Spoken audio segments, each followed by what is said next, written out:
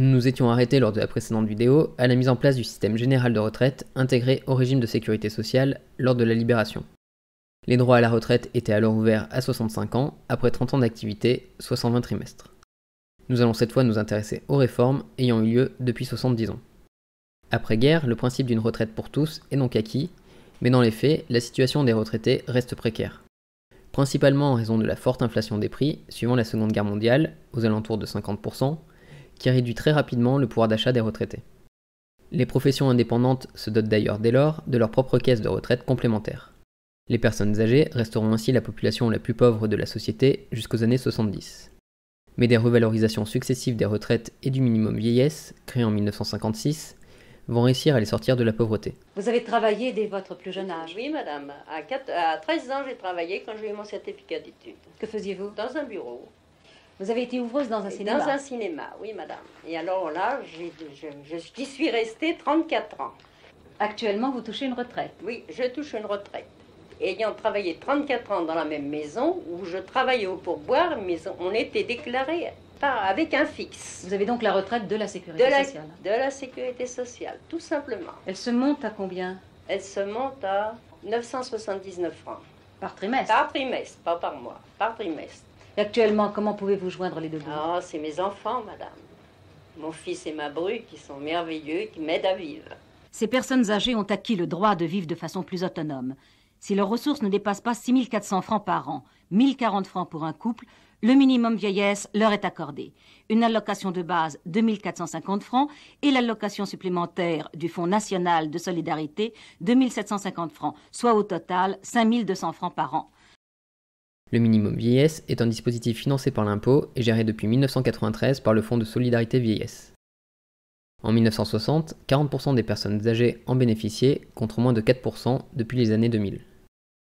La situation générale des retraités s'est donc fortement améliorée grâce aux mesures prises entre les années 50 et la fin des années 80. La dernière mesure prise en faveur des retraités fut l'instauration en 1982, sous François Mitterrand, de la retraite à 60 ans contre 65 ans auparavant, sous réserve d'avoir cotisé 37,5 ans. Si vous avez 60 ans le 1er avril 83 et si vous le désirez, vous pourrez prendre votre retraite à taux plein au lieu d'attendre 65 ans. Le gouvernement a donc décidé de mettre en œuvre la promesse électorale de François Mitterrand. François Mitterrand justifiera cette mesure en insistant sur le droit au repos que les travailleurs sont fondés à revendiquer en contrepartie des services rendus à la collectivité à l'issue d'une durée de carrière normale. Cependant, à la fin du XXe siècle, l'État va être confronté à un bouleversement démographique. La natalité étant en baisse régulière depuis la fin des années 60, le ratio entre personnes actives et retraitées risque de devenir insuffisant pour financer les retraites sans la mise en place de réformes importantes. En 1991, Michel Rocard, Premier ministre, préfacera le livre blanc sur les retraites, posant pour la première fois la question des conséquences du vieillissement de la population sur l'équilibre du système de retraite. Plusieurs réformes seront dès lors proposées, telles que l'allongement de la durée de cotisation, de l'allongement de la durée de référence pour le calcul des pensions, l'étendant au-delà des 10 meilleures années, l'indexation des pensions sur les prix ou la création de mécanismes de retraite supplémentaires par capitalisation. Ces propositions ont toutes été mises en œuvre par la suite et servent toujours de base à la réflexion lors de chaque nouvelle réforme du système de retraite. Est-ce qu'il ne faudra pas allonger tout de même, Monsieur le Président, le temps des cotisations, un jour ou l'autre? En tout cas, ce n'est pas en question. Je ne sais pas qui voudra le faire. Moi, personnellement, je suis très attaché à la retraite à 60 ans, qui est une retraite facultative. On la prend si on le veut. Autrement, la retraite, c'est 65 ans. Très attaché, et je ne voudrais pas que le nombre d'annuités fasse qu'en réalité, on soit obligé de reporter de 60 à 62 ans, 63 ans, 64 ans. Vous avez l'impression que l'opposition veuille toucher à ce système-là? Je n'en sais rien. Je préfère la prévenir. En 1993, Édouard Balladur commença le grand bal des réformes. Il allongea la durée de cotisation de 37,5 à 40 ans, il allongea la période de référence pour le calcul des 10 aux 25 meilleures années, et il indexa les pensions sur les prix et non plus sur les salaires. Cette dernière mesure n'empêche pas les retraites d'augmenter, mais les salaires évoluant plus vite que l'inflation, cela réduit le niveau de vie relatif des retraités vis-à-vis de la population générale. En 1995, Alain Juppé tenta pour sa part d'uniformiser les différents régimes de retraite, mais il dut lâcher prise face à l'ampleur de la mobilisation populaire, menant au blocage du pays. Mardi s'annonce comme un nouveau pic de la grève, comme disent les spécialistes, avec de très nombreuses manifestations, notamment à Paris, ce qui ne va pas arranger la circulation. Ce lundi a déjà vu une extension tous azimuts des conflits sociaux de ce mouvement aux 1000 pattes mais sans tête, pour reprendre l'expression de mes confrères d'Info Matin. Tant que le gouvernement Juppé ne retire pas son plan, on continuera et je pense que le mouvement va se durcir sérieusement.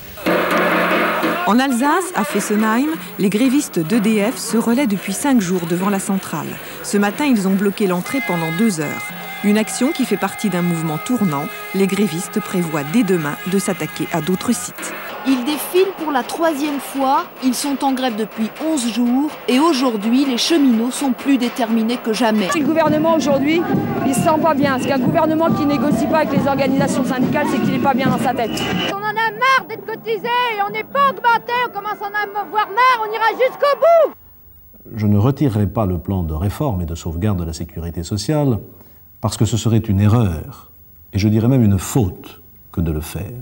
Cela irait contre l'intérêt de chacune et de chacun d'entre vous et contre l'intérêt de la France. Nous voulons des réformes, mais nous ne pensons pas qu'on réforme à 2 ou à 4 sur un coin de table où on a fait venir le technocrate de service. Le gouvernement continue la même politique dont les Français aujourd'hui ont vraiment ras-le-bol.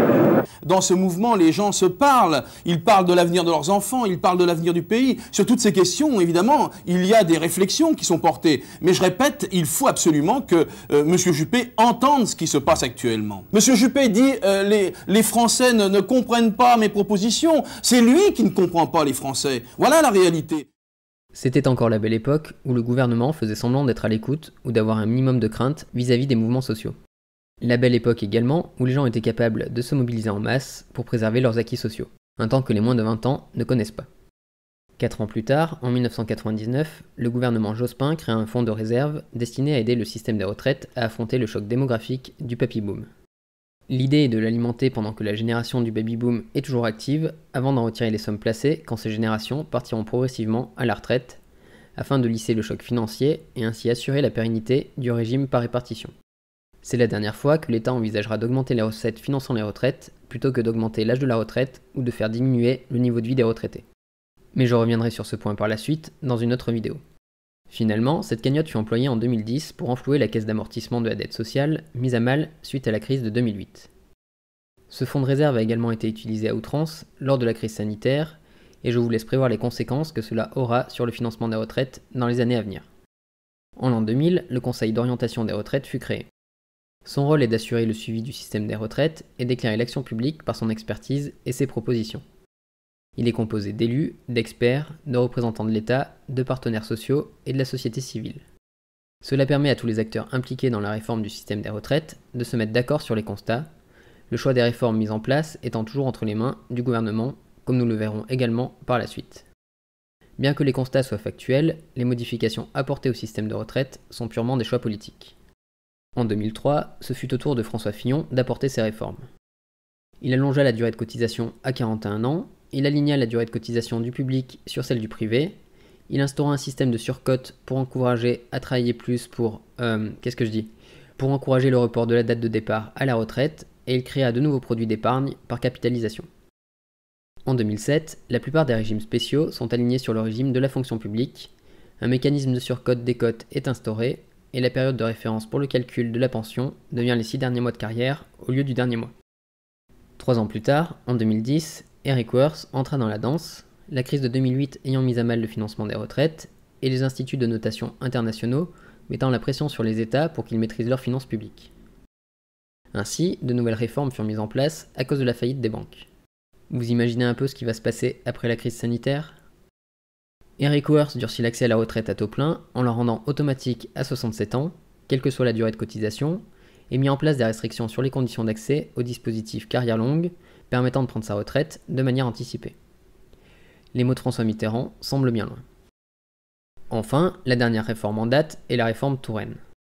En 2014, cette réforme instaura un compte pénibilité, permettant de partir plus tôt à la retraite. Bien. Mais elle allongea à nouveau la durée de cotisation à 43 ans.